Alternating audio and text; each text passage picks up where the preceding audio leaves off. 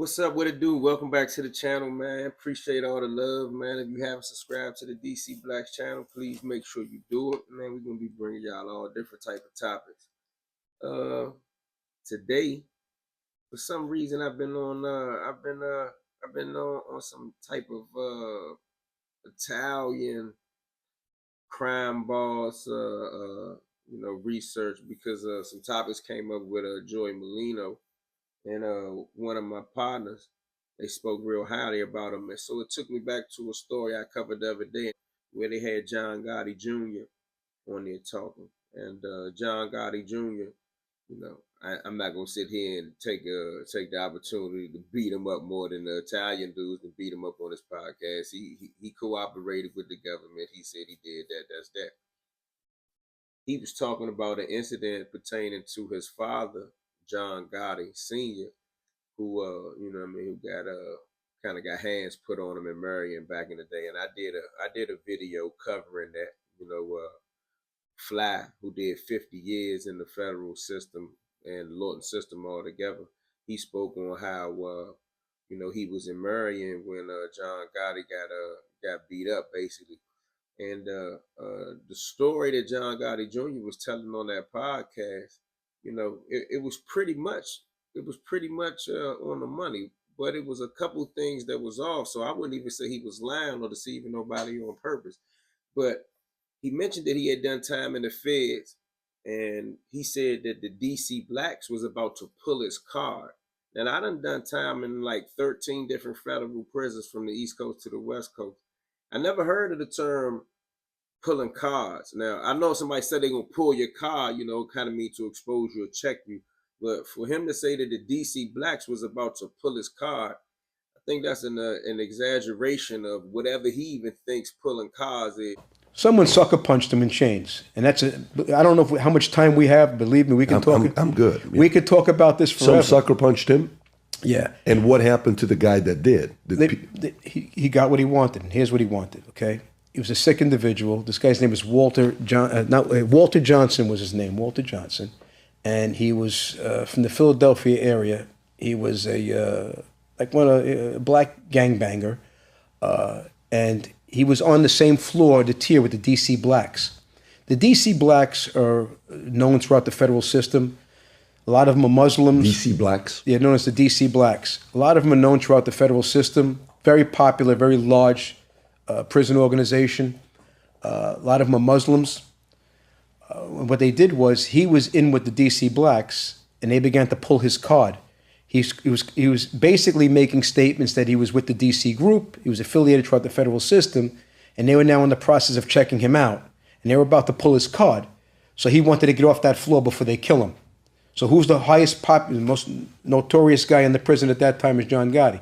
So for you to be moved to get a little bit of rec, okay, they only move you get chained up and you move to a rec area, and then you get unchained in that rec area, and you're allowed to be with a certain amount of inmates at one time. This is later on.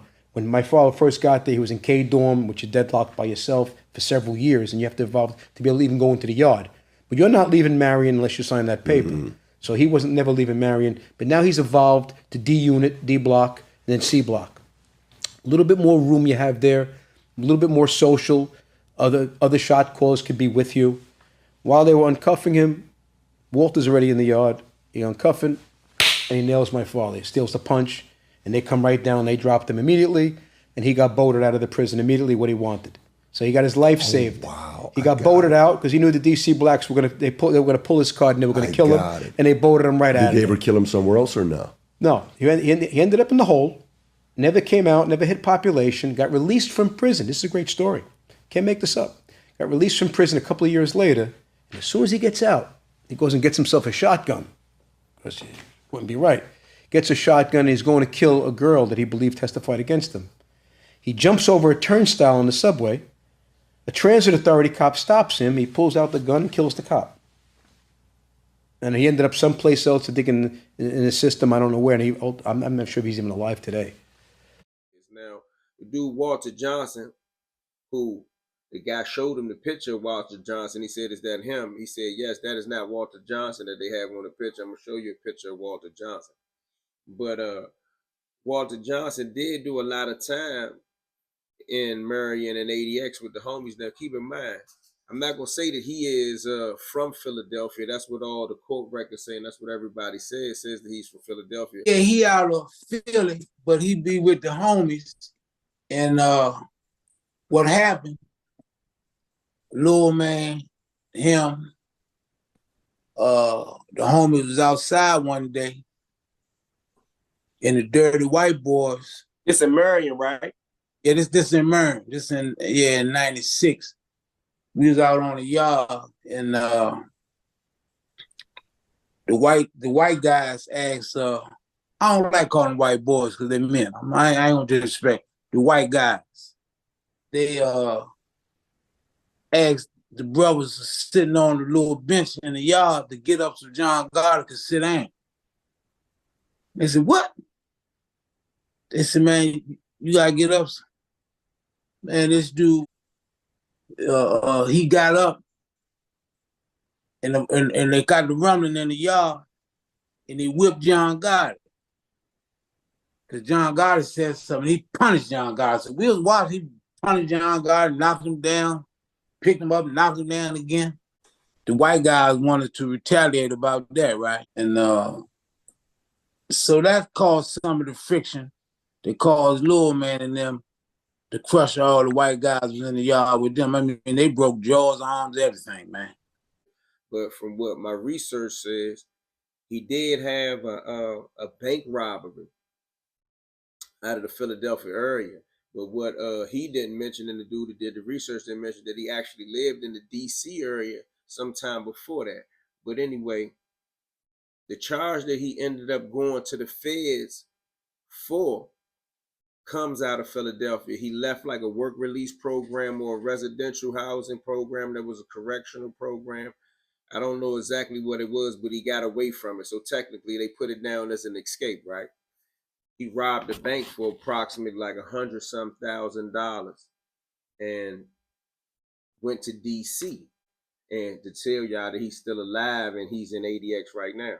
So when he got to Washington, D.C., he knew a person. He knew a woman from the time that he had lived in this area. His family knew her. Her name was, I saw it in the paper, or her name was Leona Williams.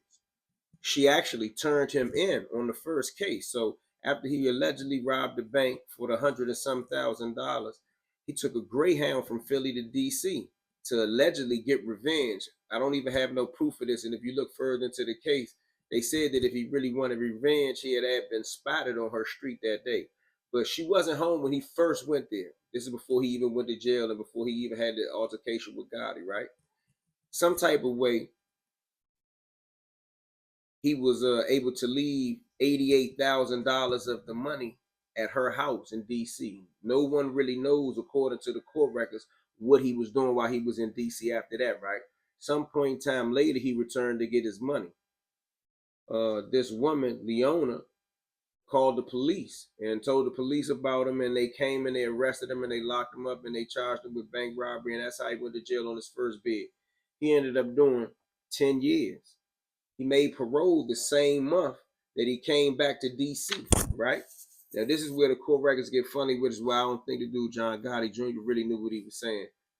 He acted like as if Walter Johnson got released, came back to D.C. specifically to stalk this woman, Leona Williams, who allegedly turned him in on the first case that he did the 10 years on.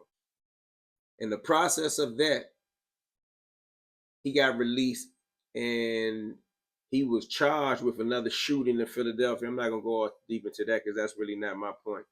He came back to D.C. and in the process of coming back to D.C., he did what they call fare evading, you know what I mean? And he got into this altercation with this transit cop. That's not a DC police. That's a Metro police. Marlon F. Morales. He was accused of being shooting this guy in the head June 10th, 2001 at the U Street Cardozo Metro Station.